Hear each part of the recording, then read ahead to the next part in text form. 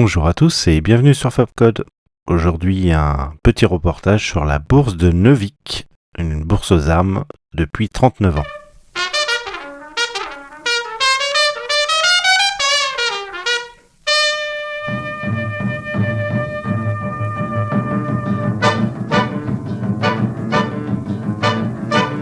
He was a famous trumpet man from out Chicago way. He had a boogie style that no one else could play. He was the top man at his craft.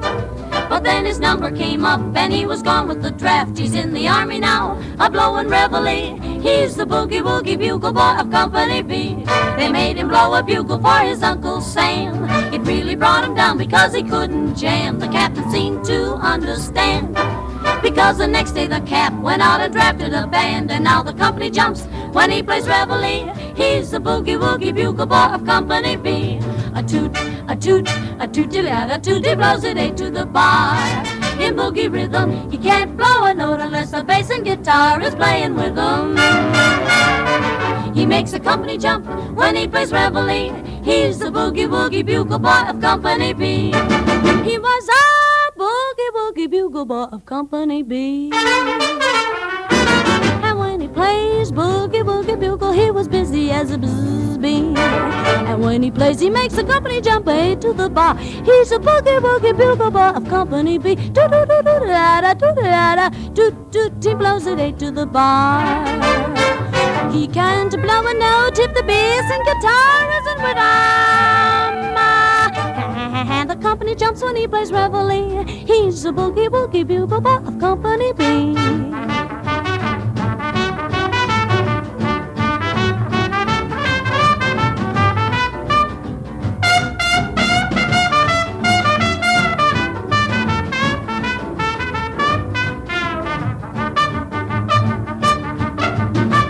Boys to sleep with boogie every night and wakes them up the same way in the early bright. Bonjour, Bonjour, vous allez bien? ça va? Ça va? On est un peu chaud, ça commence à faire chaud, mais ça va. Vous avez une belle exposition de Merci. Deuxième Guerre mondiale américaine. Oui. Alors c'est quoi? C'est une collection? C'est une partie qui appartient donc au club MVCG Dordogne. Une partie, tout ce qui est commun là-bas, ce qu'on appelle une fly, c'est un dessus de tente hôpital. Et ça s'appelle une grande wall, mais le vrai nom de ça, c'est une storage. C'est-à-dire que les Américains, tout ça, c'est des pièces d'origine Seconde Guerre, c'est la petite parenthèse américaine, comme vous pouvez voir. Et ça, c'est une tente d'époque qui était pour stocker du matériel. Voilà, donc là, vous avez un petit peu un panel de ce que les Américains, quand ils ont débarqué, ils installaient des tentes comme ça, qui sont des tentes plutôt officiers, qu'on appelle des small walls, où on peut mettre 2 lits picots dedans avec un bureau, etc. Et puis souvent, ils avaient à l'extérieur un petit bureau de campagne comme ça, avec leurs affaires, une table et des chaises. Sympa, oui. Voilà. Et puis la radio. Tout en sachant que c'est d'origine, ce que vous voyez là, sauf la table qui est une repro. Voilà.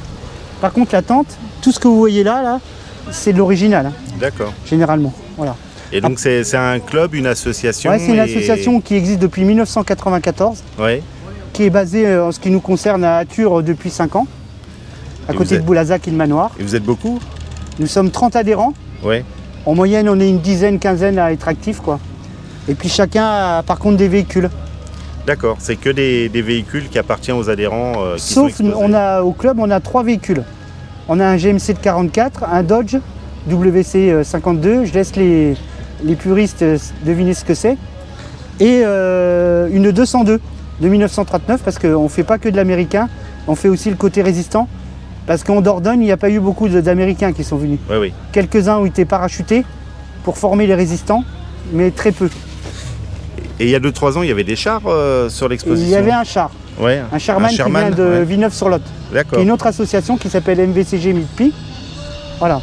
Bon, et on est affilié à une fédération qui s'appelle le MVCG France, qui est représentée au sein de la FFVE. Défendre les intérêts du kaki, on va dire, de la ferraille. Et s'il y a des gens qui veulent s'intéresser ou adhérer sur ce genre d'association, qu'est-ce que... Ils peuvent me contacter. Ouais. Je pense que mon interlocuteur va mettre la carte de visite. Exactement, je mettrai vos coordonnées. Et dessus, il y a les coordonnées, le mail et le numéro de téléphone. Et qu'est-ce que ça leur apporte d'adhérer dans une association comme la vôtre? Ils vont rencontrer des collectionneurs qui auront peut-être du matériel à leur prêter pour venir avec nous habillés en tenue, faire des camps comme aujourd'hui, parce qu'on fait à peu près une dizaine de sorties dans l'année. D'accord.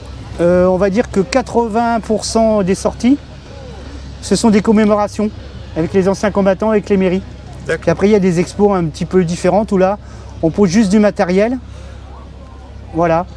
Et pour, par exemple, pour animer Neuvik, et là, ça fait très longtemps que l'assaut le fait. Oui, c'est plusieurs fois que je viens et c'est très agréable de voir cette exposition. Si vous avez d'autres questions, ben, vous me contactez. Avec plaisir, merci Manu, beaucoup. merci. Manu. He plays when someone gives him a beat, he really breaks it up. When he plays reveille, he's the boogie woogie bugle boy of Company B.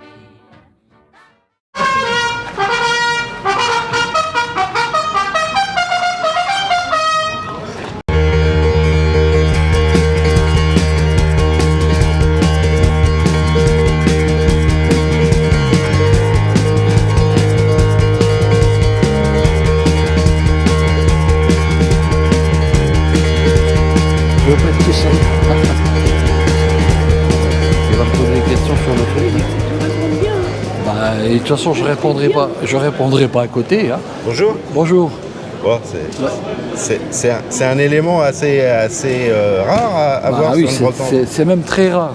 C'est un dolman de hussards, du 4e régiment. Le 4e régiment de hussards, voilà, ils avaient des couleurs différentes, il y avait 8 régiments. Et ils avaient tous des couleurs différentes selon les régiments. Voilà. Ça, c'est le 4.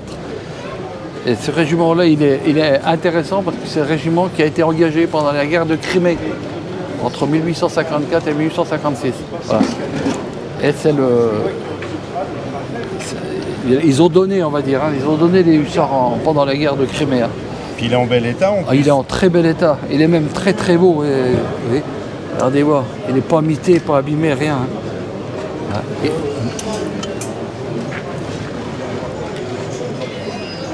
Oui, c'est un très bel objet, quoi. Ah oui, ça c'est super. Bon, ça doit vous attirer un petit peu de monde sur la... Pas vraiment, parce qu'il y a... Je pense qu'il y a un manque de connaissances très très important dans ce domaine.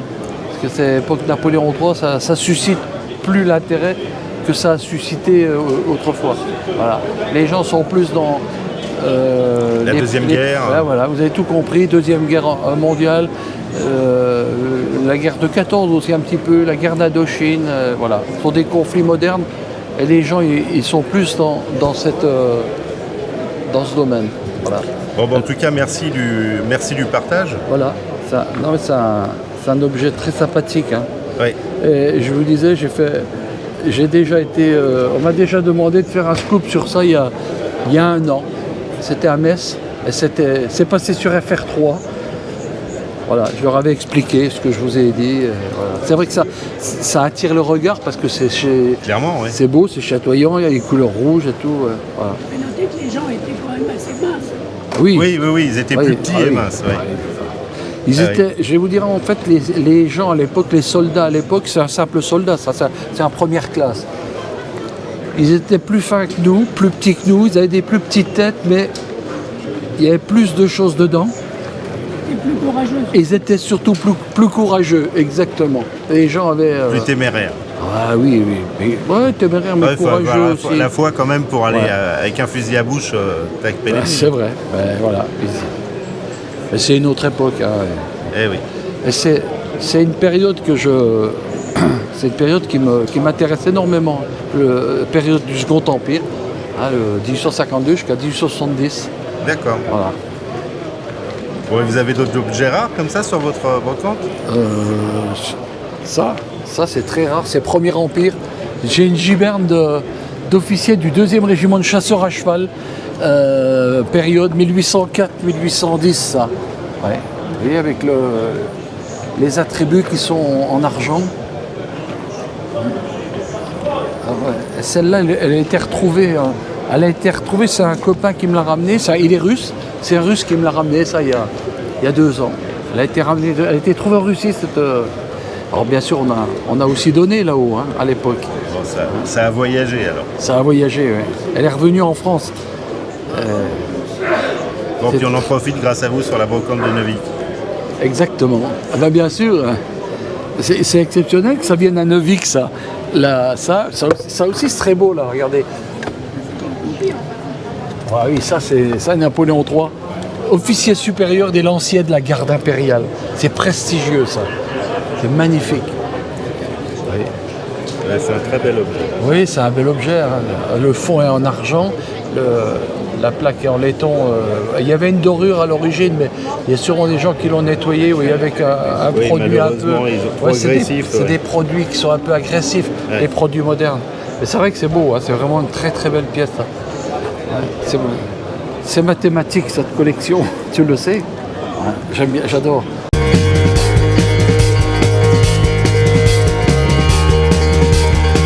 Bonjour. Bonjour. Bon, bah, un bon salon, une belle journée aujourd'hui. Une belle journée, un bon salon. Il y a un peu de monde. Un petit peu de monde, surtout le matin, bien sûr. Le matin, ouais. Bien sûr.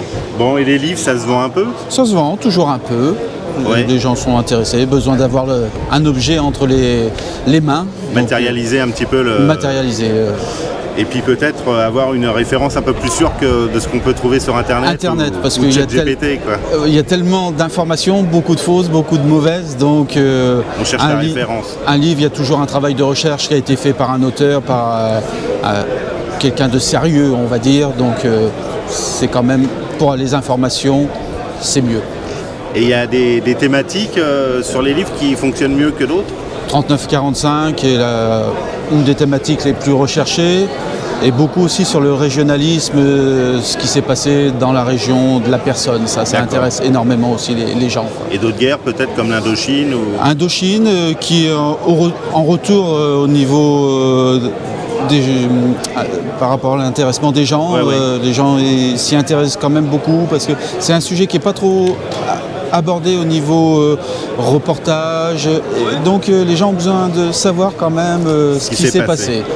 Bon, et la conquête de l'Ouest, alors est-ce qu'il y a un petit peu d'intérêt pour... Il y a de l'intérêt aussi au niveau de la conquête de l'Ouest, car beaucoup de Français, bien sûr par rapport à la Charente-Maritime, qui sont partis du continent français et européen.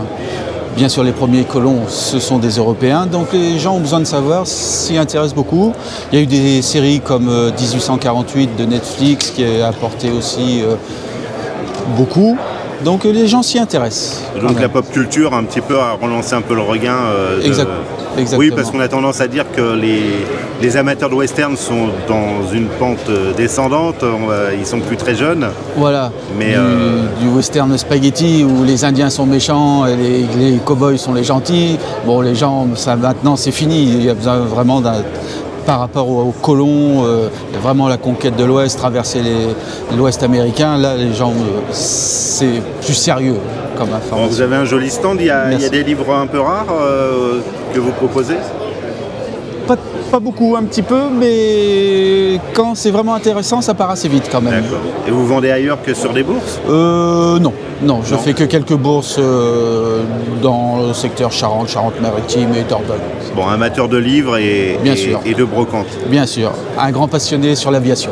Ah, super. La grande thématique. Bon, bah écoutez, merci d'avoir prêté quelques mots pour ce reportage. Merci. À bientôt. Bonne journée. Au revoir.